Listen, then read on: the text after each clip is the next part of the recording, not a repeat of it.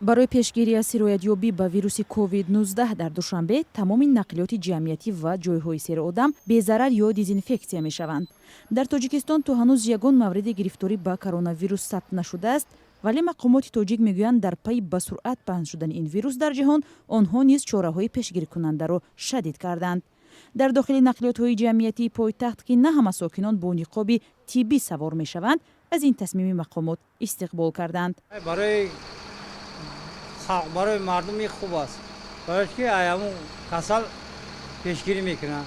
ҳар хел одам савор мешавад инҷо. бисёр кори наст ки хлор мезананд, барои ки қадар одами бисёр мегардад рӯзи дароз автобуси троллейбусо. албатта эҳтиёт ними ҳаёт гуфта. чӣ қадар ки мумкин ҳам қадар кунанд, агар ба фикри ман хуб аз меъёр зиёдтараш ҳам намешавад.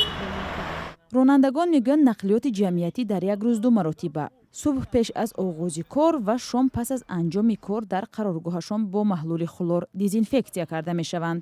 хлори 5% задан сар обработка мекунем, бегуна обработка мекунем.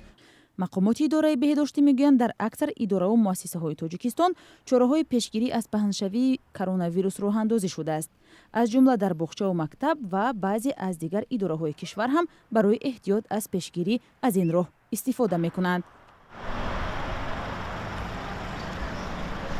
дар Тоҷикистон маъмул аст ки соҳибони нақлиёти ҷамъиятӣ ва мусофирбарҳо ба ҷуз аз ҷойи нишаст чандин сокини дигарро савор мекунанд.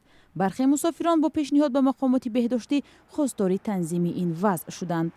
бояд дезинфексия намешавад пеши роҳи вирусҳоро гирифт. мо имрӯз мебинем ки маршруткаҳо аз ҳад зиёд одам мегиранд ва бояд атса задан масалан коронавирус ҳам набошад ки як зукоми оддӣ метавонад атрофиёнро сироят кунад. ба ҳамин хотир фикр мекунам ки ин танзимот на танҳо аз сӯи мақомот балки аз сӯи худи мардум ҳам бояд риоят шавад. дар Тоҷикистон ки ба қавли мақомот ҳеҷ ҳодисаи тасдиқшудаи олудагӣ ба коронавирус ба қайд гирифта нашудааст, тадбирҳои санҷиш ва ҷилавгирӣ аз паҳншавии ин вирус то рафт шадидтар мешавад.